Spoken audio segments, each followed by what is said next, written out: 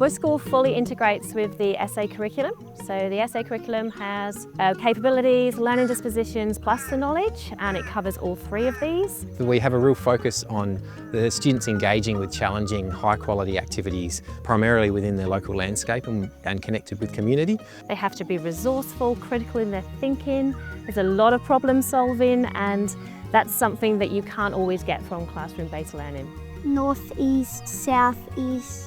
In 2025, our first day, we've given the theme of survival school because a lot of families really wanted to focus on their children developing kind of bush skills.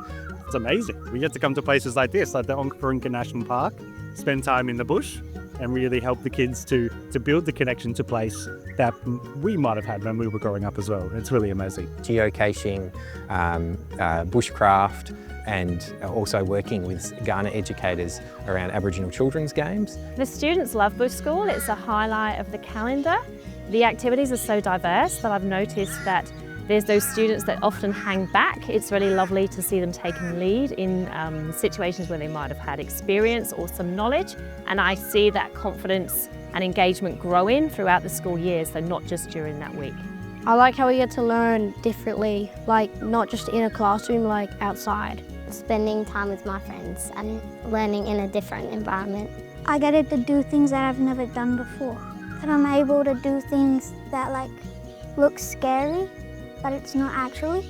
What we did in geocaching was that we had this little device, GPS thing. It would point us to a little thingy like a snake picture with a little tag, and we had to write down the number and we had to tick it.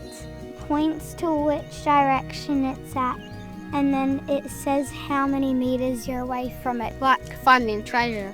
We found that with our traditional camp experience, a lot of our students, particularly our neurodivergent students, were really having trouble accessing that experience due to high levels of anxiety or challenges with regulation.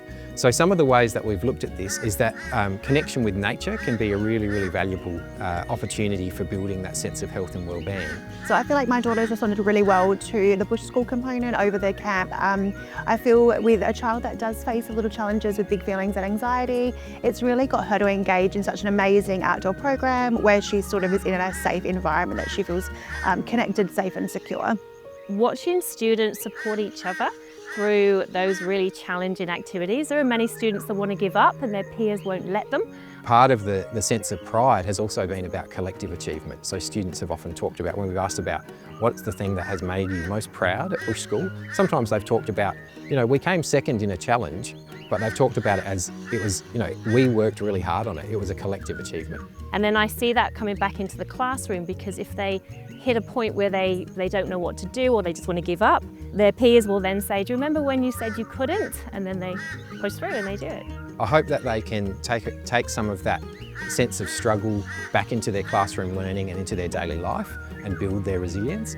And I hope it also cultivates in them a sense of belonging and responsibility for their community and for their landscape. I just really hope that students hold on to that feeling of accomplishment and know that they can do anything, really.